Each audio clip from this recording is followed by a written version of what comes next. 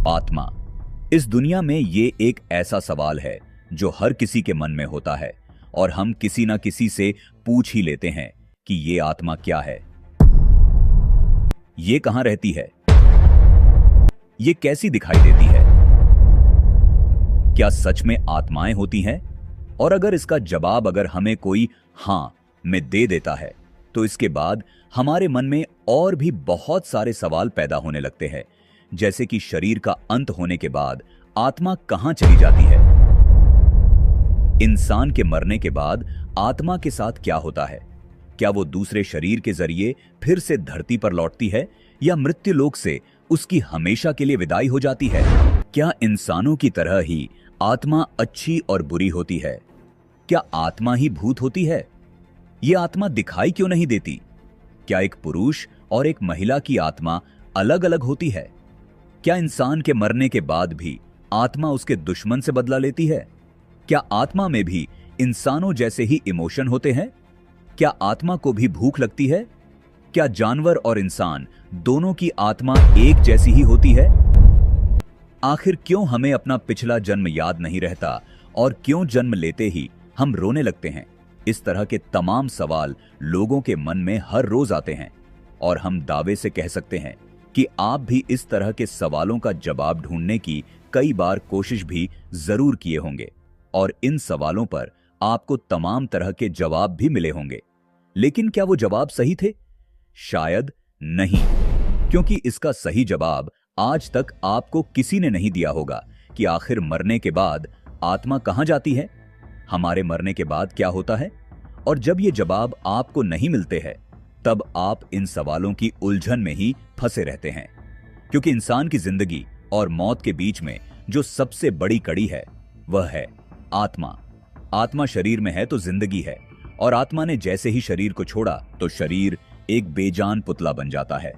इसलिए जिंदगी और मौत के विज्ञान में सबसे उलझा रहस्य आत्मा का है, जिसके बारे में दोस्तों हम वादा करते हैं कि आज के बाद आपको आत्मा से जुड़े किसी भी सवाल को ढूंढने की जरूरत नहीं पड़ेगी, क्योंकि आज की इस वीडियो में हम आपको इस तरह के तमाम सवालों का जवाब बहुत ही आसान तरीके से विस्तार से बताएंगे।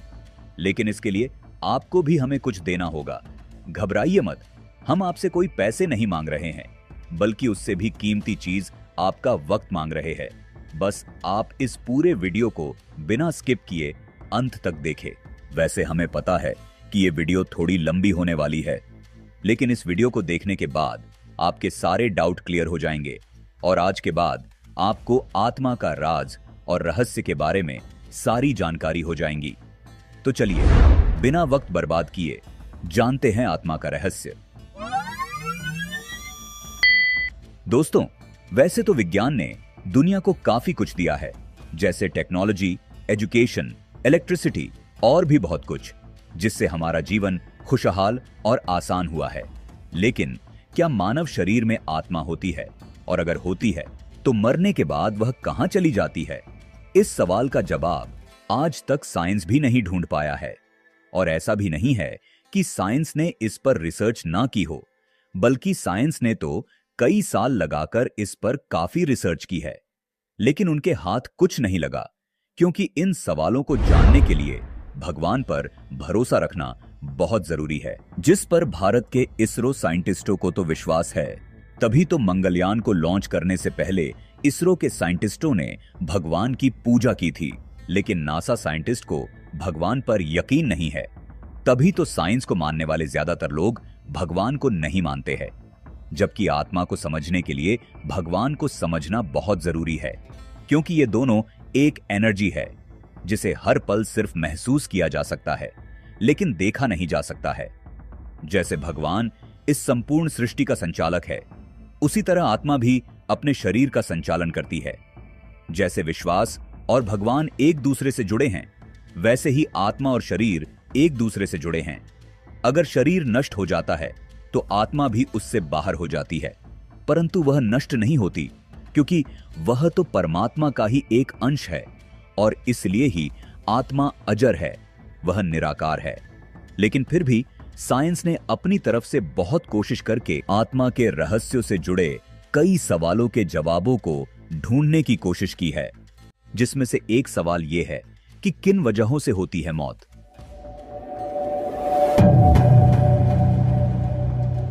इस सवाल का विज्ञान ने यह जवाब ढूंढा है कि बाकी चीजों की तरह ही मानव शरीर का भी उम्र बढ़ने के साथ अंत होने लगता है।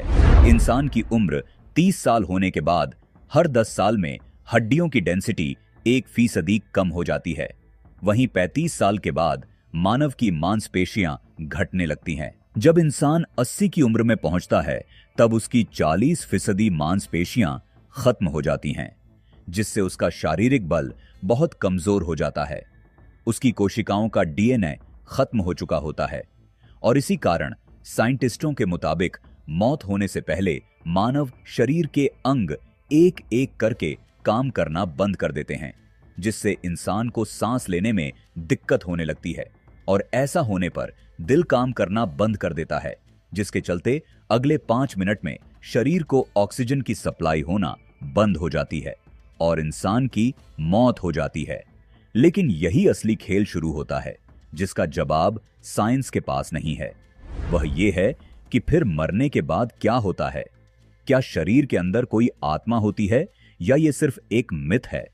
इस मुद्दे पर विज्ञान तो चुप हो जाता है, लेकिन जिसका जवाब साइंस के पास नहीं है, उसका जवाब अध्यात्म के पास जरूर होता है, क्योंकि साइंस की हर खोज हमारे ग्रंथों, वेदों और पुराणों में पहले से ही लिखी जा चुकी है। शायद आपको हमारी बातों पर यकीन नहीं हो रहा होगा, इसलिए हम आपको एक एग्जाम्पल देते हैं। विज्ञान ने हाल ही के कुछ दशक पहले कई कोशिशें करने के बाद पृथ्वी से सूरज की दूरी का पता लगाया है, जबकि आज से लगभग 500 साल पहले तुलसीदास जी द्वारा लिखे गए हनुमान चालीसा में पहले से ही इस दूरी के बारे में लिखा जा चुका है, जो इस प्रकार है। जुग सहस्त्र जोजन पर भानु, लील्यो ताहि मधुर फल जानू। अब आपको हमारी बातों पर यकीन हो गया होगा। अगर अब भी नहीं हुआ हो तो एक बार हनुमान चालीसा पढ़ लेना या फिर गूगल कर लेना, फिर जरूर आपको यकीन हो जाएगा। अब इसी तरह जब हमारे पुराणों का अध्ययन कर साइंस आत्मा के रहस्य को ढूंढ लेगा, तब सबको यकीन होगा।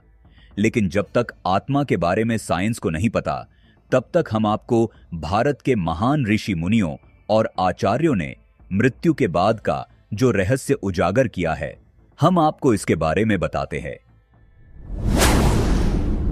हमारी मृत्यु के बाद हमारी आत्मा का क्या होता है?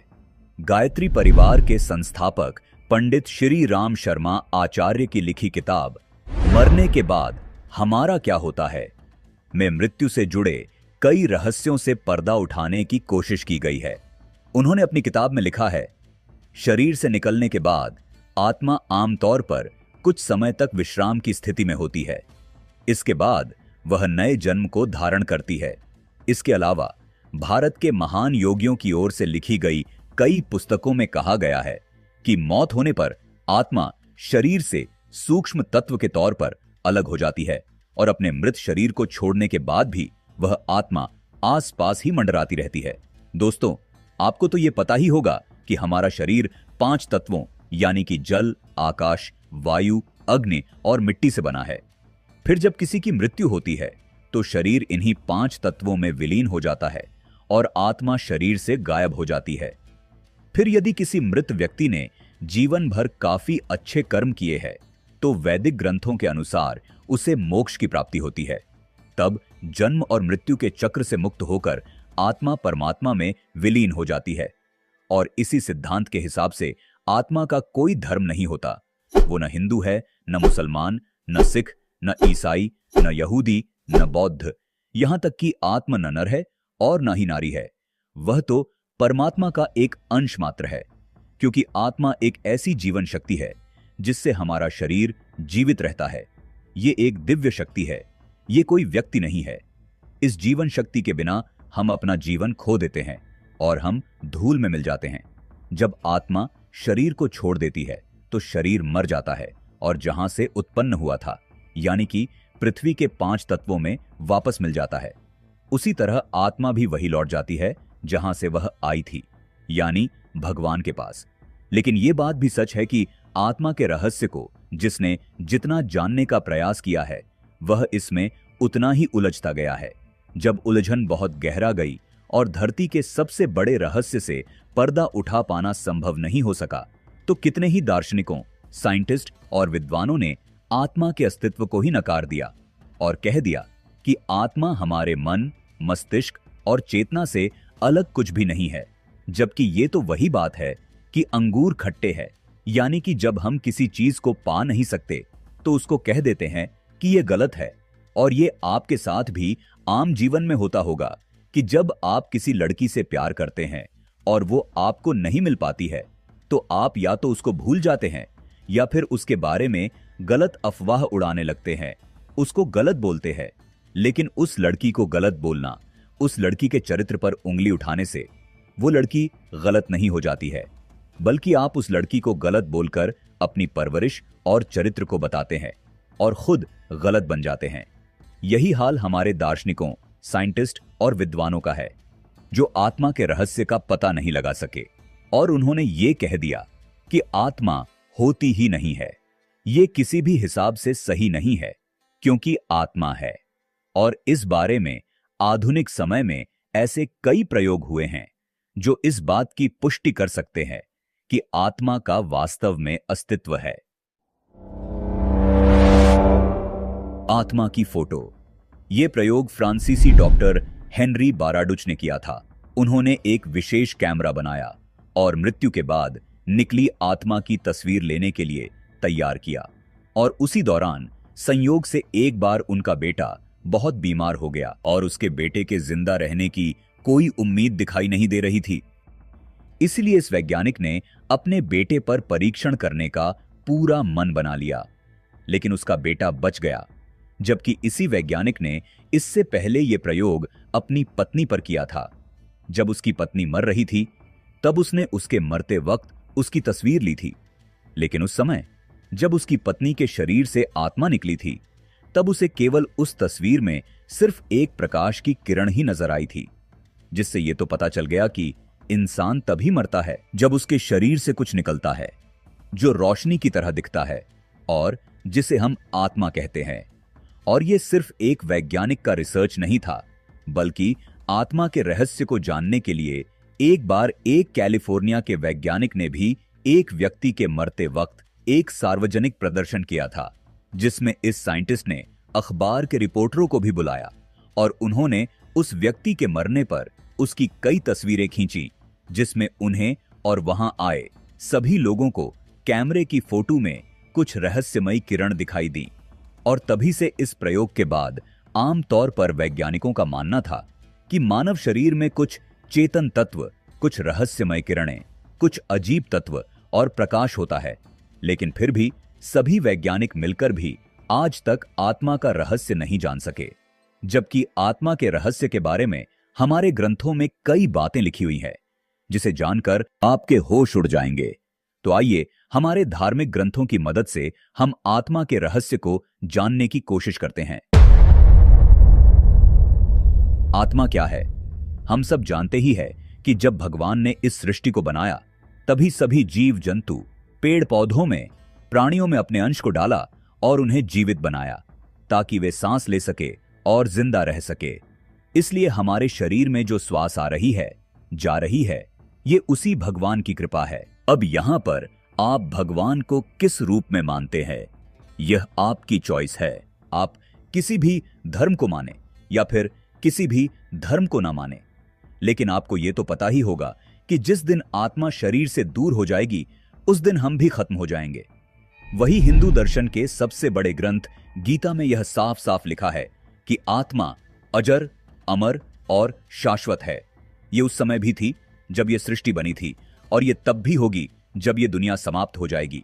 और इस बारे में स्वयं भगवान श्री कृष्ण ने भागवत गीता के अध्याय विभूति योग के श्लोक नंबर 20 में कहा है, अहमात्मा गुणाकेश सर्वभूताशय स्थितः अहमादिश्च मध्यम च भूतानामंत एव च दा, जिसका सार यह है कि मैं सभी प्राणियों में रहने वाली आत्मा मैं ही हूं, सभी प्राणियों का आदि, मध्य और अंत मैं ही हूं। इसी तरह आत्मा परमात्मा का ही एक अंश है, ये परमात्मा का ही स्वरूप है। आत्मा का कोई रूप या आकार नहीं होता। ये तो अदृश्य है, इसको केवल महसूस किया जा सकता है। और यह सिद्धांत सिर्फ हिंदू ही नहीं बल्कि आत्मा के अस्तित्व को मिस्र देश के वासी भी मानते थे। इनके अनुसार आत्मा शरीर की छाया है। जितने दिन शरीर रहता है उतने ही दिन छाया रहती है। इसलिए मिस्र में शरीर को मम्मी बनाकर रखने की प्रथा का प्रचलन हुआ। उनका विश्वास था कि शरीर के किसी अंश के क्षतिग्रस्त होने पर छाया का भी वही अंश क्षतिग्रस्त होगा। इसलिए आत्मा को सुरक्षित रखने के लिए वे शरीर को सुरक्षित रखते थे और उन्हें खत्म नहीं होने देते थे। इसके अलावा ईसाइयों के भगवान ईसा मसीह के बारे में भी कहा जाता है कि वह सूली पर चढ़ाए जाने के कुछ दिन बाद जीवित हो गए थे। इसलिए ईसाइयों में भी यह धारणा है कि मृत शरीर फिर से उठकर खड़ा हो सकता है। इसलिए वे मृत शरीर को कब्र में रखते हैं, जिसका मतलब है कि आत्मा के अस्तित्व को वह भी स्वीकार करते हैं। इसलिए जिसका जन्म इस संसार में हुआ है उसकी मृत्यु भी निश्चित है और यही अटल सत्य है जिसे कोई टाल या बदल नहीं सकता है। मृत्यु ऐसी स्थिति है जिससे कोई प्राणी नहीं बच पाया है। लेकिन फिर यहां सवाल यह उठता है कि जब आत्मा है और मरने के बाद इंसान के शरीर से आत्मा निकलती है तो फिर वो जाती कहां है? आत्मा कहां रहती है? जब यह बात साफ हो चुकी है कि आत्मा का जन्म नहीं होता है तो फिर किसी भी हालात में उसकी मृत्यु भी नहीं होती है। और इसलिए ही शरीर के नष्ट होने पर भी आत्मा नष्ट नहीं होती है। और इसलिए ही जब कोई बच्चा मां के पेट में आता है तभी से आत्मा उसमें पहले से ही मौजूद रहती है। तभी जो भी महिला पेट से होती है उसकी डाइट बढ़ जाती है, क्योंकि उसके पेट में पल रहा बच्चा भी उस मां के माध्यम से खाना खाता है, सांस लेता है। और जब तक बच्चा इस संसार में आ नहीं जाता है तब तक वो मां के माध्यम से ही वो हर चीज करता है जो एक इंसान करता है। इसलिए मां को भगवान का रूप कहते हैं, क्योंकि जब माता के गर्भ में नया जीव पनपने लगता है तो भगवान अपने अंश को उसमें प्रवेश कराता है। उस परमात्मा का अंश ही आत्मा है। फिर जब यह शरीर नष्ट हो जाता है तो आत्मा पुनः किसी नए शरीर को धारण करती है। फिर वह अपने कर्म के अनुसार किसी भी प्राणी के रूप में जन्म लेती है। वो फिर इंसान हो या जानवर हो, इससे कोई फर्क नहीं पड़ता है, बल्कि फर्क सिर्फ इससे पड़ता है कि जिसने अपने जीवन में परमात्मा को जाना है, इस जीवन के रहस्य को समझा है, यानी कि सद्विचार और सद्कर्म रखे हैं, लोगों पर परोपकार किया है, इस तरह के अच्छे काम करने वाली आत्मा को परमात्मा स्वयं अपने अंदर धारण कर लेते हैं। इसलिए हमने शुरू में बताया था कि इस संसार में अगर आपने भगवान के अस्तित्व को समझ लिया तो आप आत्मा के रहस्य को भी समझ जाएंगे। लेकिन कहते हैं कि किसी भी चीज को समझने के लिए उसकी शुरुआत यानी कि जन्म और फिर उसके अंत यानी कि मौत दोनों को समझना पड़ता है, तभी आप उस चीज को गहराई से समझ पाओगे। अब इस केस में आत्मा की शुरुआत यानी कि जन्म जो मां की पेट में ही होता है, उस बारे में तो हमने आपको बता दिया और आशा है कि आप अब समझ भी गए होंगे। इसलिए अब हम आपको आत्मा का अंत यानी कि मौत के बारे में विस्तार से सबूतों के साथ समझाते हैं। मौत क्या है? मौत एक ऐसी सच्चाई है जिसे कोई झुठला नहीं सकता, क्योंकि एक ना एक दिन हर व्यक्ति को मौत का सामना करना ही पड़ता है और हम सभी की एक ना एक दिन मौत आनी ही है। मरने के बाद हमारे दिल की धड़कनें रुक जाती हैं और आंखें बंद हो जाती हैं, लेकिन इसके बाद भी अगले कुछ घंटों तक लगातार हमारे शरीर में बदलाव हो रहे होते हैं। और ये आपने भी देखा होगा, जब आपकी आंखों के सामने किसी ने दम तोड़ा होगा तो आपने देखा होगा कि अचानक उसके नाक, कान, हाथ, पैर फूलने लगते हैं और मृत शरीर भारी होने लगता है, जिसके बारे में कई डॉक्टरों ने बताया है। और इस पर साइंस को मानने वाले लोग भी आसानी से यकीन करते हैं, क्योंकि ऐसा होते सबने अपनी आंखों से देखा है कि जब कभी डॉक्टर किसी व्यक्ति को मृत घोषित करते हैं तो डॉक्टरों के अनुसार जब व्यक्ति का दिमाग काम करना बंद कर दे और उसके दिल की धड़कन रुक जाए, साथ ही वो व्यक्ति सांस लेना भी बंद कर दे, तब उसे ब्रेन डेड माना जाता है और इसी को हम आम भाषा में मौत कहते हैं। हालांकि कानूनी रूप से किसी व्यक्ति की मृत्यु की घोषणा करने के लिए पहले यह देखा जाता है कि व्यक्ति का ब्रेन स्टेम रिस्पांस कर पा रहा है या नहीं, यानी कि उसके दिमाग और दिल की धड़कनें चल रही हैं या नहीं। और यदि वो व्यक्ति रिस्पांस करने में कामयाब नहीं हो पाता है, तब उसे मृत घोषित कर दिया जाता है। जबकि साइंस के मुताबिक किसी व्यक्ति की मौत के बाद उसके शरीर के सभी मसल्स काम करना बंद कर देते हैं और वह रिलैक्स मोड में चले जाते हैं, जिसे मेडिकल की भाषा में प्राइमरी फ्लेक्सिबिलिटी कहा जाता है। इसके बाद व्यक्ति की पलकें अपना तनाव खो देने के चलते बंद हो जाती हैं और सिकुड़ने लगती हैं। फिर उसका जबड़ा खुल जाता है और उसके शरीर के सभी जोड़ और अंग बहुत लचीले हो जाते हैं। तब उसके दिल की गति रुक जाने के चलते कुछ मिनटों तक डेड बॉडी के अंदर परिवर्तन होते हैं और इसके बाद व्यक्ति का शरीर गुलाबी दिखने लगता है, जिससे मृत्यु के बाद 2 से 6 घंटों के बीच शरीर की मांसपेशियां भी अकड़ने लगती हैं और फिर धीरे धीरे शरीर ठंडा पड़ जाता है। अब आपके दिमाग में सबसे बड़ा सवाल यह उठ रहा होगा कि मरने के बाद हमारे साथ क्या होता है? मौत के बाद क्या होता है? बच्चे से लेकर बड़ों तक सभी के मन में यह जिज्ञासा जरूर होती है कि मरने के बाद क्या होता है। और यह सिर्फ एक सवाल नहीं है, बल्कि ऐसे और भी कई सवाल हैं जो लोगों के मन में अक्सर आते हैं कि मौत के समय कैसा महसूस होता है, मरने से कुछ समय पहले दिमाग में क्या क्या चल रहा होता है, मौत के समय इंसान को क्या दिख रहा होता है और शरीर से आत्मा कैसे अलग होती है। इस तरह के तमाम सवाल हम सभी के मन में ऐसे ही उठते रहते हैं, जिसका जवाब अब हम आपको देने जा रहे हैं। तो ध्यान से सुनिए। सबसे पहली बात कि मौत जो है वह जिंदगी की एक कड़वी सच्चाई है।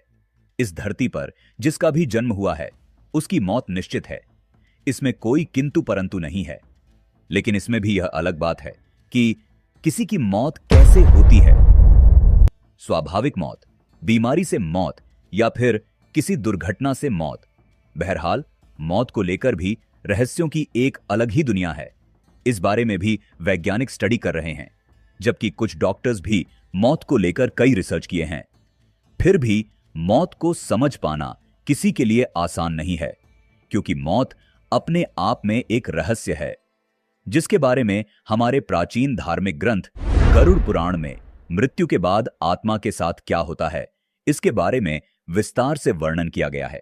गरुड़ पुराण में लिखा है कि मृत्यु के बाद आत्मा को यमलोक जाने में 1 साल का समय लगता है। इसी वजह से मृत्यु के बाद आत्मा अपने परिवार के बीच ही मौजूद रहती है, और जब आत्मा अपने परिवार के आसपास मौजूद होती है तो वह क्या सोचती है, और यमदूत उसे 13 दिनों तक यमलोक क्यों नहीं ले जाते? चलिए इस बारे में भी जानते हैं, लेकिन इसके लिए आपको गरुड़ पुराण की एक कथा के बारे में जानना होगा।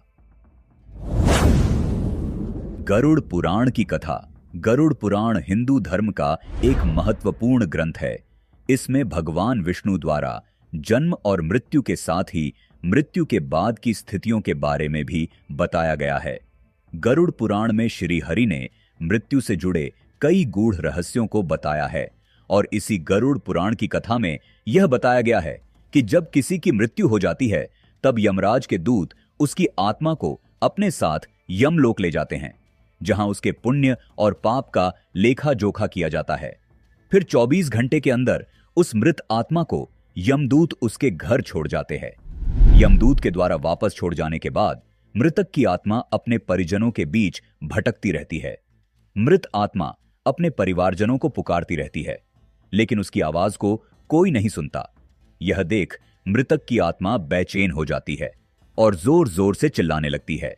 तब भी मृत आत्मा की आवाज को कोई नहीं सुन पाता, और जब तक मृत शरीर का अंतिम संस्कार नहीं होता तब तक आत्मा उस मृत शरीर में प्रवेश करने की कोशिश करती रहती है। लेकिन यमदूत के पाशों में बंधे होने के कारण वह आत्मा मृत शरीर में प्रवेश नहीं कर पाती, और फिर जब आत्मा अपनी ही मौत पर अपने परिवार वालों को रोते बिलखते देखती है, तब एक आम इंसान की ही तरह उस वक्त आत्मा भी दुखी हो जाती है और वह आत्मा वहीं रोने भी लगती है, परंतु वह कुछ कर नहीं पाती। फिर उसी समय आत्मा को अपने जीवन काल में किए हुए कर्मों की भी याद आती है। अब यहां जिसने अच्छे काम किए हैं उसकी यादें अच्छी होती हैं और जिन्होंने बुरे काम किए हैं उसकी यादें बुरी होती हैं, जिसके अनुसार आत्मा को दुख झेलना पड़ता है। और इसमें पिंडदान का भी महत्व है, क्योंकि गरुड़ पुराण के मुताबिक मृत्यु के बाद जो 10 दिनों तक पिंडदान किया जाता है उससे मृत आत्मा के विभिन्न अंगों की रचना होती है। फिर 11वें और 12वें दिन जो पिंडदान किया जाता है उससे मृत आत्मा के मांस और त्वचा का निर्माण होता है। फिर 13वीं के दिन जो मृत आत्मा के नाम से पिंडदान किया जाता है उससे ही वो यमलोक की यात्रा तक का मार्ग तय करती है। यानी कि मृत्यु के बाद 13 दिनों तक जो मृत आत्मा के नाम से पिंडदान किया जाता है उसी से आत्मा को मृत्युलोक से यमलोक तक जाने की ताकत मिलती है और उसी के सहारे वो धरती के दुखों से बाहर निकल पाती है। इसलिए मृत आत्मा मृत्यु के बाद भी 13 दिनों तक अपने परिजनों के बीच भटकती रहती है। मृत आत्मा को पृथ्वी लोक से यमलोक तक जाने में 1 साल का समय लगता है। गरुड़ पुराण कहता है कि 13 दिनों तक किया गया पिंडदान मृत आत्मा के लिए भोजन का काम करता है। इसलिए हिंदू धर्म में किसी की मृत्यु हो जाने के बाद 13वीं मनाई जाती है और फिर बरसी भी मनाई जाती है, जो मौत के 1 साल बाद होती है। और इसी बरसी के बाद आत्मा को परलोक जाने का आखिरी रास्ता मिलता है। लेकिन यह तो हो गई स्वाभाविक मौत की बात, यानी कि वो मौत जो उम्र पूरी होने के बाद होती है, जैसे दादा दादी नाना नानी की मौत। लेकिन जिस तरह जीवन जीने के कई तरीके हैं, ठीक उसी तरह मृत्यु भी कई तरह से आती है। हर व्यक्ति की मृत्यु एक जैसी नहीं होती। कुछ लोग जीवन का हर सुख भोगकर 100 साल जीते हैं और फिर मृत्यु को प्राप्त होते हैं, तो वही कुछ लोगों की असमय मौत हो जाती है। यानी कि वो मौत जो छोटे बच्चे और नौजवान के साथ दुर्घटना होने पर घटती है, वही कुछ लोग गंभीर बीमारी से पीड़ित होने के कारण दम तोड़ देते हैं, तो वहीं कुछ आत्महत्या कर लेते हैं। लेकिन क्या आप जानते हैं कि अकाल मृत्यु या असमय मृत्यु कैसे होती है और ऐसी मृत्यु को प्राप्त करने वाली आत्माओं के साथ क्या होता है? आइए इसके बारे में भी विस्तार से जानते हैं, जिसके बारे में गरुड़ पुराण में विस्तार से लिखा गया है। अकाल मृत्यु क्या होती है? गरुड़ पुराण के अनुसार जो लोग भूख से पीड़ित होकर, हत्या किए जाने पर, फांसी लगाकर, जहर खाकर, आग से जलकर, जल में डूबकर, सांप के काटने से, किसी दुर्घटना में, गंभीर बीमारी के कारण और आत्महत्या आदि के जरिए मृत्यु को प्राप्त होते हैं, उसे अकाल मृत्यु की श्रेणी में रखा गया है। जबकि इन सभी में आत्महत्या को महापाप कहा जाता है, क्योंकि भगवान ने इंसान को जन्म दिया है। यदि इंसान आत्महत्या करता है तो इसे भगवान द्वारा दिए जन्म का अपमान करना माना जाता है। जबकि यह भी सच है कि व्यक्ति का जन्म और मृत्यु सभी उसके कर्मों के आधार पर निर्धारित होता है। ऐसे लोग जो पापी होते हैं, दुराचार करते हैं, स्त्रियों का शोषण करते हैं, झूठ बोलते हैं, भ्रष्टाचार और कुकर्म आदि करते हैं, वो इन्हीं कारणों से अकाल मृत्यु को प्राप्त होते हैं। और ऐसे कई उदाहरण आपने समाज में देखे भी होंगे कि जो लोग गलत करते हैं उनकी मौत भी गलत तरीके से ही होती है। लेकिन यहां फिर सवाल ये उठता है कि जब किसी इंसान की अकाल मृत्यु होती है तो आत्मा का क्या होता है? इस बारे में गरुड़ पुराण के अनुसार जिनकी अकाल मृत्यु होती है उनकी आत्मा की आयु भी अधूरी मानी जाती है। यानी ऐसी आत्माओं का जीवन चक्र पूरा नहीं होने पर इनकी आत्माओं को स्वर्ग या नरक कहीं भी जगह नहीं मिलती और ये जब तक उनकी उम्र पूरी नहीं होती भटकती रहती हैं। तभी यदि किसी पुरुष की अकाल मृत्यु होती है तो उसकी आत्मा भूत, प्रेत, पिशाच, कुष्मांडा, ब्रह्म राक्षस, बेताल और क्षेत्रपाल योनि में भटकती है। वही यदि स्त्री की अकाल मृत्यु हो जाए तो उनकी आत्मा अलग अलग योनि में भटकती है और वह चुड़ैल, भूतनी, प्रेती और पिशाचनी बन जाती है। हमें पता है बहुत से लोगों को इस बात पर यकीन नहीं हो रहा होगा क्योंकि साइंस इन सभी चीजों पर यकीन नहीं करता है, लेकिन फिर भी ज्यादातर लोगों ने भूत, प्रेत, बुरी आत्माएं, इन सभी से जुड़े कई किस्से कहानियां जरूर पढ़ी और सुनी होंगी और कई लोगों ने इसका आभास भी किया होगा। लेकिन फिर भी ये सवाल उठता है कि क्या सच में अच्छी और बुरी आत्माएं होती हैं, जिस पर कई लोग ऐसा दावा करते हैं कि उन्होंने भूतों को देखा है। इसके साथ ही कई लोगों ने ऐसा महसूस भी किया है कि उनके आसपास बुरी आत्माओं का साया है। और अगर आपने भी कभी किसी भूत को देखा या महसूस किया है तो कमेंट में इस बारे में जरूर बताएं, ताकि जिनको यकीन नहीं है वो इस बारे में जान पाए। वैसे ज्यादातर लोगों ने ऐसे कई सीन भी टीवी या सोशल मीडिया पर देखे ही होंगे, जिसमें यह दिखाया जाता है कि लोगों पर प्रेत बाधा आती है, उन्हें भूत ने पकड़ लिया है। लेकिन क्या सच में भूत प्रेत होते हैं? चलिए इसका जवाब आत्मा से समझते हैं। मगर इस बारे में जानने से पहले यह जान लीजिए कि आत्माएं कितने प्रकार की होती हैं। कितनी प्रकार की आत्माएं होती है? शास्त्रों के अनुसार 3 प्रकार की आत्माएं होती है। एक जीवात्मा, दूसरी प्रेत आत्मा और तीसरी सूक्ष्म आत्मा। जिसमें से जीवात्मा वो है जो हमारे शरीर में वास करती है, लेकिन जब जीवात्मा में वासना या कामनाएं भर जाती है तो उसे प्रेतात्मा कहते हैं, और जब ये आत्माएं सूक्ष्मतम शरीर में वास करती है तो उसे सूक्ष्मात्मा कहा जाता है। लेकिन फिर सवाल यह भी उठता है कि इन सब में भूत प्रेत कौन बनते हैं? तो शास्त्रों में इसके बारे में भी लिखा गया है कि जो इंसान अपने जीवन में भूख, प्यास, रोग, क्रोध, वासना इत्यादि की इच्छाओं के साथ मृत्यु को पाता है, उसे मृत्युलोक में भूत बनकर भटकना पड़ता है। इसके साथ ऐसा भी कहा गया है कि जिस व्यक्ति की मृत्यु समय से पहले हुई हो, यानी कि दुर्घटना में, हत्या के कारण या आत्महत्या के द्वारा हुई हो, तब उसकी आत्मा इस लोक में भटकती रहती है।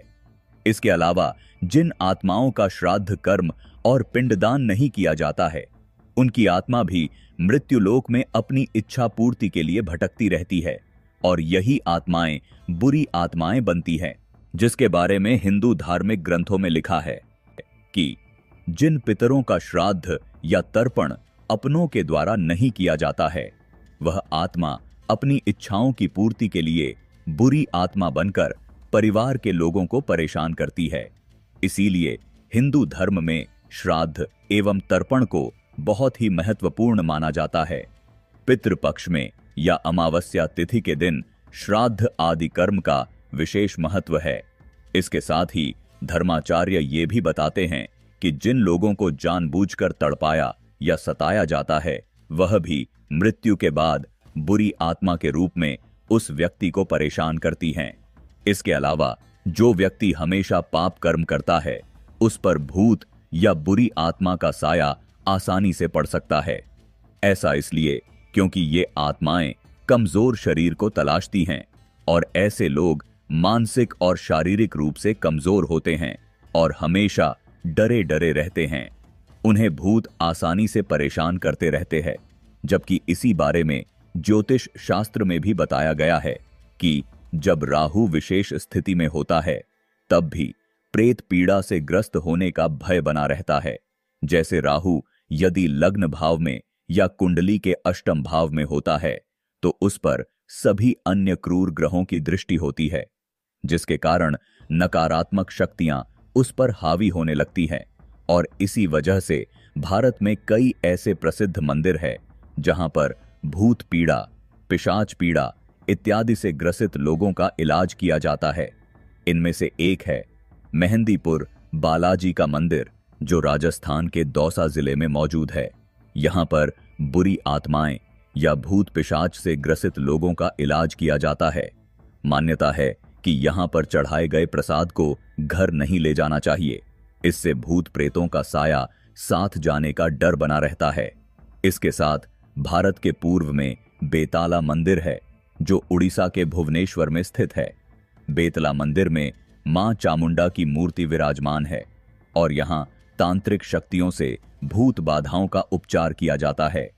इस स्थान पर जब इस प्रक्रिया को किया जाता है, तब लोगों को बहुत डर लगता है। इसी तरह पश्चिम बंगाल के कोलकाता में काली घाट मंदिर में भी भूत पिशाच की बाधा से परेशान लोगों का इलाज किया जाता है। इस मंदिर में चल रही क्रियाओं को देखकर भी कई लोगों को डर लगता है और यहां वही लोग आते हैं जिन पर भूत या प्रेत का साया रहता है। इसके अलावा आपको यह जानकर बहुत आश्चर्य होगा कि न केवल आध्यात्मिक देश भारत में बल्कि अमेरिका जैसे विकसित देशों में भी बुरी आत्माओं और भूत प्रेतों पर विश्वास किया जाता है। 2019 में हुए इप्सोस पोल के अनुसार 46% अमेरिकी नागरिकों का यह विश्वास है कि भूत प्रेत वास्तविकता में होते हैं।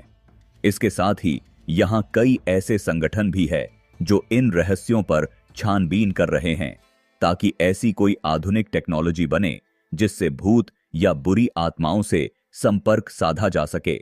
और जब ये हो जाएगा तब 100% लोगों को इस पर यकीन हो जाएगा, जिस पर साइंस को मानने वाले लोग अभी ज्यादा यकीन नहीं करते हैं। लेकिन साइंस को मानने वाली एक डॉक्टर कैथरीन मैनिक्स ने मौत पर एक ऐसी रिसर्च की है जिसके बारे में जानकर आप हैरान हो जाएंगे।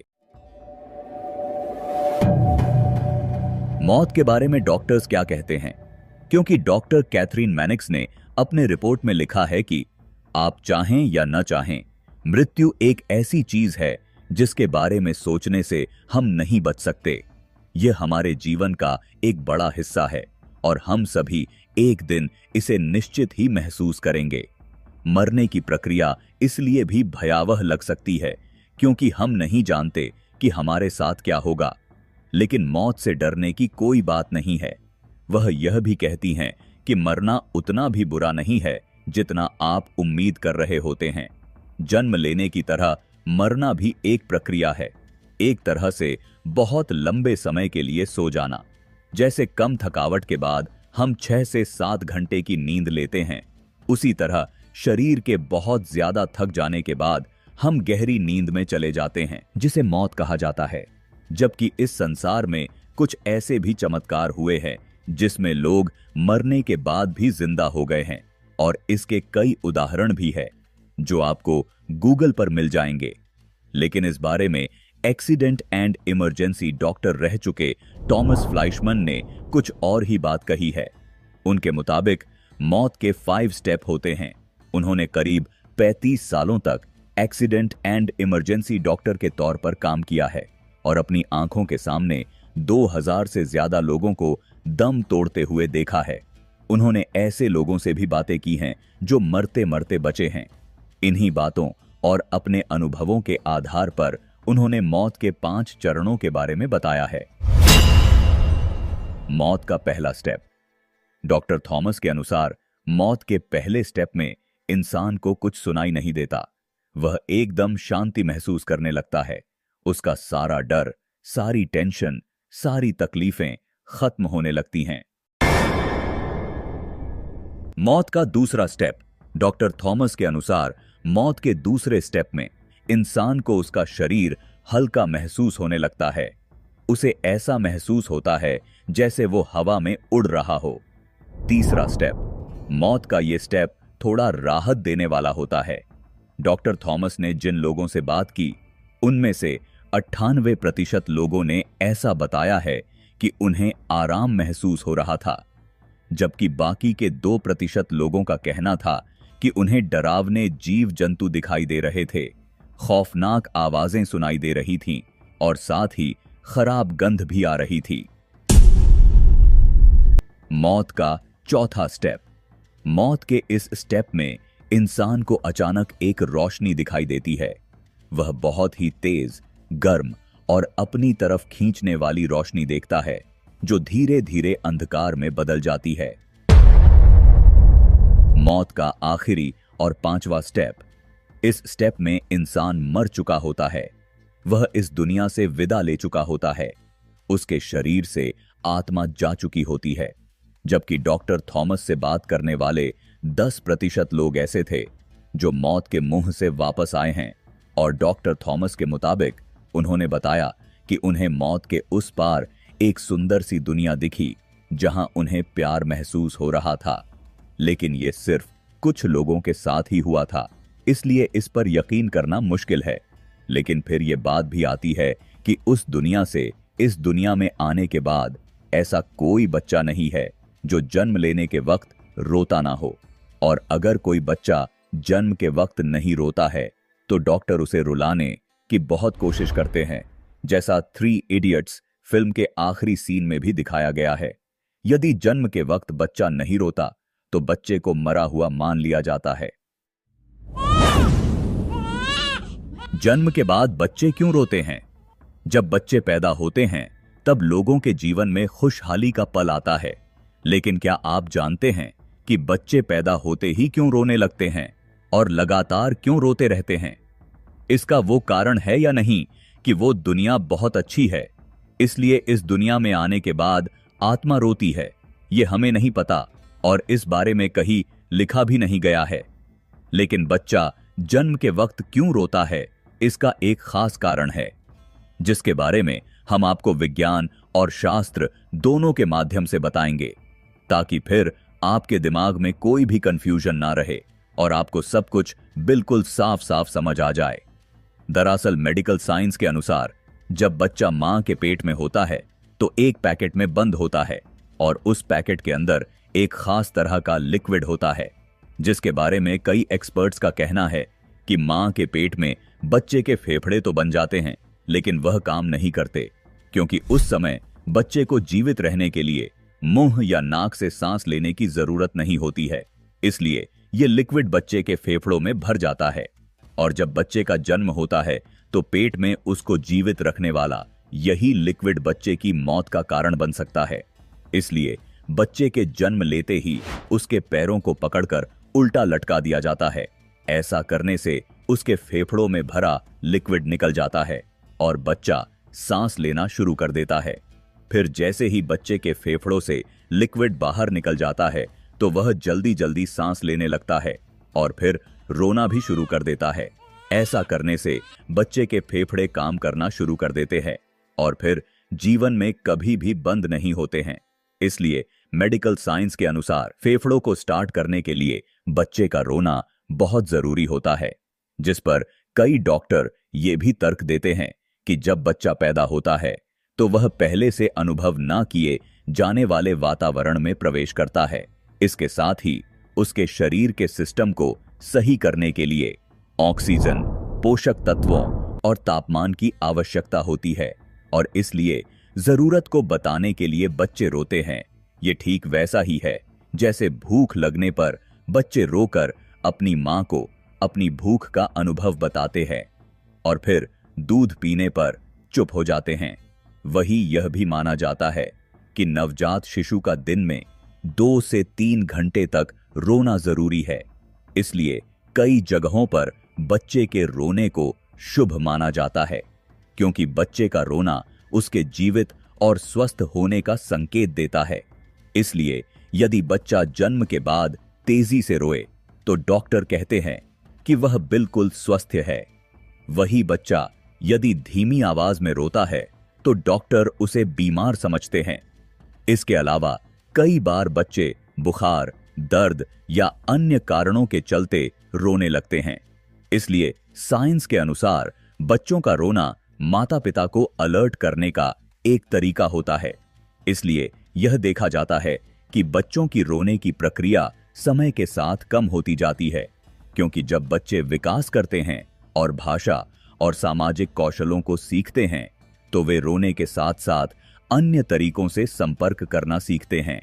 लेकिन इन सब जवाबों के बावजूद अब भी एक सवाल वही छूटता है कि अगर बच्चे हंसेंगे तब भी फेफड़े सांस लेने का काम शुरू कर सकते हैं और बच्चे के हंसने पर भी माता-पिता को अलर्ट सिग्नल मिल सकता है। तो अब हमारा सवाल यह है कि पैदा होते ही बच्चा रोता ही क्यों है, हंसता क्यों नहीं है? लेकिन अफसोस यह है कि इस सवाल का जवाब मेडिकल साइंस के पास तो नहीं है, मगर शास्त्रों में शिशु के जन्म लेते ही रोने का कारण लिखा हुआ है, जिसमें एक पौराणिक कथा भी बताई जाती है। विष्णु पुराण में इस प्रश्न के जवाब का उल्लेख किया गया है, जहां लिखा हुआ है कि ब्रह्मा जी ने इंसान को बिल्कुल अपने जैसा ही बनाया है, इसीलिए ही इंसान को ब्रह्मा जी का अंश कहा जाता है। और जब ब्रह्मा जी ने पहला बच्चा बनाया था और अपनी गोद में लेकर उसमें आत्मा डाली थी। और फिर जैसे ही उस बच्चे ने आंखें खोली तो वह लगातार एक ही सवाल करने लगा कि मैं कहां हूं, मैं कहां हूं, मैं कहां हूं। और उस बच्चे ने ऐसा इसलिए बोला क्योंकि उस बच्चे के धरती पर आने से पहले वो आत्मा अपने लोक में थी और अचानक उस आत्मा को एक जीवित शरीर दे दिया गया, इसलिए आत्मा विचलित हो गई। तब ब्रह्मा जी ने सोचा कि जन्म के समय बच्चे का यह उच्चारण सही नहीं है, इसलिए ब्रह्मा जी ने बच्चे के स्वरों को नियंत्रित कर दिया। लेकिन अगर आप कभी ध्यान से सुनेंगे तो नवजात बच्चा जब पहली बार रोता है तो आपको बिल्कुल ऐसे ही सुनाई देगा जैसा विष्णु पुराण में उल्लेख किया गया है कि मैं कहां हूं, मैं कहां हूं, मैं कहां हूं। लेकिन यहां फिर एक और सवाल पैदा होता है कि जब आत्मा ब्रह्मा जी का अंश है तो आत्मा को भी ब्रह्मा जी की तरह ही सब कुछ याद रहता होगा, वो कभी कुछ भूलती नहीं होगी। मगर ऐसा है तो नहीं, क्योंकि हम में से किसी को भी अपना पिछला जन्म याद नहीं है। लेकिन आत्मा को तो सब कुछ याद रहना चाहिए था, तो फिर आत्मा अपना पिछला जन्म भूल क्यों जाती है? हमें पूर्व जन्म क्यों याद नहीं रहता है? अक्सर आपने देखा होगा कि फिल्मों में हीरो हीरोइन पुनर्जन्म लेते हैं और उन्हीं जगहों पर पहुंच जाते हैं जहां वे पिछले जन्म में थे। इसे देखकर हम यही सोचते हैं कि ये सब काल्पनिक है और ऐसा असल जिंदगी में नहीं हो सकता। किसी को अपने पिछले जन्म की बातें याद नहीं रहती। जब हमें ये तक ठीक से याद नहीं रहता कि हमने कल क्या किया था, तो भला पिछले जन्म की बातें कैसे याद रहेंगी? आज के समय में हम इतनी तेजी से आगे बढ़ रहे हैं कि 2 दिन पहले की घटनाएं भी भूल जाते हैं। यहां तक कि कई बार लोग अपना जन्मदिन या फोन नंबर तक याद नहीं रख पाते। लेकिन आप माने या फिर ना माने, परंतु अब तो विज्ञान ने भी पुनर्जन्म की संभावना को मान्यता देते हुए इस पर रिसर्च करना शुरू कर दिया है। इस रिसर्च में यह पाया गया है कि कई छोटे बच्चे अपने पिछले जन्म से जुड़ी कई तरह की अजीबोगरीब हरकतें करते हैं। हालांकि वे जैसे जैसे बड़े होते हैं इन बातों को भूल जाते हैं। बच्चों की ये बातें माता पिता अक्सर नजरअंदाज कर देते हैं, लेकिन पुनर्जन्म से जुड़े कई किस्से आप जरूर सुने होंगे। आपको ये बात जानकर हैरानी होगी कि प्रसिद्ध वैज्ञानिक थॉमस अल्वा एडिसन भी पूर्व जन्म पर विश्वास किया करते थे। कुछ लोगों का यह भी मानना है कि भगवान दूसरे जन्म से पहले इंसान की याददाश्त का वह हिस्सा मिटा देते हैं जो उसे पिछले जन्म की बातें याद दिलाता है।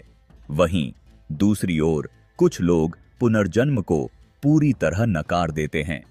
लेकिन सवाल यह है कि अगर पुनर्जन्म होता है तो क्या आपको अपने पिछले जन्म की कोई बात याद है? क्या आपको पता है कि पिछले जन्म में आपका नाम क्या था और आप क्या करते थे? सच ये है कि 99% लोगों को अपना पूर्व जन्म याद नहीं रहता। वैज्ञानिक दृष्टिकोण से यह बताया जाता है कि हमारे दिमाग की संरचना ऐसी है कि हम पुरानी यादों को भूल जाते हैं और नई चीजों को याद रखते हैं। यह दिमाग को अनावश्यक यादों का बोझ उठाने से बचाता है और इससे हमारा दिमाग सही तरीके से काम कर पाता है। इसके अलावा एक केमिकल ऑक्सीटोसिन जो गर्भावस्था के दौरान मां के शरीर में बनता है, पिछले जन्म की यादों को मिटाने में महत्वपूर्ण भूमिका निभाता है। वैज्ञानिकों का मानना है कि यह केमिकल गर्भ के दौरान ही बच्चे से जुड़ी पिछली यादों को नष्ट कर देता है। हालांकि अगर यह केमिकल पूरी तरह से बाहर न निकले तो संभव है कि व्यक्ति को अपने पिछले जन्म की बातें याद रहें। एक और चीज यह भी है कि मनुष्य का दिमाग बुरी बातों को जल्दी भूलने के लिए बना है। दर्द और दुख को भूलना इंसान के लिए जरूरी है ताकि वह नई जिंदगी की शुरुआत कर सके। उदाहरण के लिए, यदि पिछले जन्म में किसी की मृत्यु सड़क दुर्घटना से हुई हो और ये बात उसे अगले जन्म में भी याद रहे, तो वह सारी जिंदगी ऐसी दुर्घटना ना हो इस डर में जीता रहेगा। इसलिए बेहतर है कि प्रकृति उससे उसके पिछले जन्म की यादों को छीन लेती है। लेकिन कुछ लोग ऐसे होते हैं जिन्हें अपने पिछले जन्म की बातें याद रहती हैं। वे कहां रहते थे, उनका क्या नाम था, उनके माता पिता कौन थे, उन्हें यह याद आ जाता है। दुर्लभ ही सही, लेकिन अगर आप ऐसे लोगों को ढूंढने की कोशिश करेंगे तो कोई ना कोई शख्स आपको ऐसा मिल ही जाएगा जिसे उसका पिछला जन्म याद होगा। जबकि धर्म के हिसाब से देखे तो ये सारा खेल कर्मों का है। उस विशेष आत्मा के कर्म उसे उसके पिछले जन्म की ओर खींच कर ले जाते हैं। उसके उस जन्म में कुछ तो ऐसा हुआ होता है जो उसे अगले जन्म तक भी उन बातों को भूलने नहीं देते। और ऐसा सबके साथ नहीं होता, बल्कि लाखों करोड़ों लोगों में से एक दो लोगों के साथ ही ऐसा होता है। और ऐसा भी नहीं है कि पिछले जन्म की बात सिर्फ हिंदू धर्म में है, बल्कि पूर्व जन्म को न केवल हिंदू धर्म बल्कि बौद्ध धर्म, जैन धर्म और सिख धर्म में भी पुनर्जन्म पर विश्वास किया जाता है। इसके साथ साथ मिस्र और ग्रीक की प्राचीन संस्कृतियां भी पुनर्जन्म के सिद्धांत पर विश्वास करती थीं। वही बौद्ध धर्म के सबसे बड़े धर्मगुरु दलाई लामा मृत्यु से पहले अपने शिष्य को चुनते हैं और वह बताते हैं कि उनका अगला जन्म कैसे और कहां होगा। वैसे पुनर्जन्म के बारे में अथर्ववेद में भी कई बातें लिखी हैं और शास्त्रों में तो पुनर्जन्म के कुछ नियम भी बताए गए हैं। जैसे कि वैदिक शास्त्रों में बताया गया है कि अधिकांश समय पुनर्जन्म मनुष्य के रूप में ही होता है, लेकिन पूर्व जन्म में किए गए कर्मों के अनुसार व्यक्ति को जानवर या पेड़ पौधों का रूप भी मिल सकता है। सामान्य रूप से एक ही लिंग के 3 जन्म प्राप्त होते हैं। हमें हर जन्म में अलग अलग लिंग मिलते हैं। इसके साथ ही पुनर्जन्म में अच्छे कर्म करने से पूर्व जन्म में किए गए बुरे कर्म समाप्त हो जाते हैं, लेकिन बुरे कर्मों के लिए कष्ट भोगना पड़ता है और अच्छे कर्मों से सुख की प्राप्ति होती है।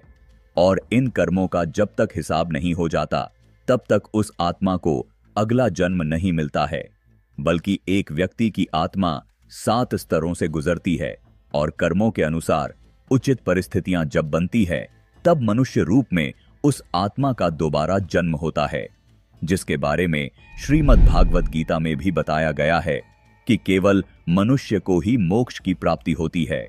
आत्मा 8,04,000 योनियों की यात्रा कर मानव शरीर धारण करती है और उसके बाद मोक्ष ही हमारे जीवन का अंतिम लक्ष्य होता है। तो दोस्तों, उम्मीद है आपको इस वीडियो में आत्मा से जुड़े हर एक पहलू की जानकारी मिल गई होगी। अगर फिर भी आत्मा को लेकर आपके मन में कोई सवाल है तो आप हमें नीचे कमेंट बॉक्स के माध्यम से बता सकते हैं। अगर आपको ये वीडियो पसंद आई हो तो इस वीडियो को लाइक और शेयर करना ना भूले, और अगर आप इस चैनल पर नए हैं तो हमारे चैनल को सब्सक्राइब कर बेल आइकन को जरूर दबा दे। हम जल्द ही मिलेंगे अगली वीडियो में। अंत तक हमारे साथ बने रहने के लिए धन्यवाद।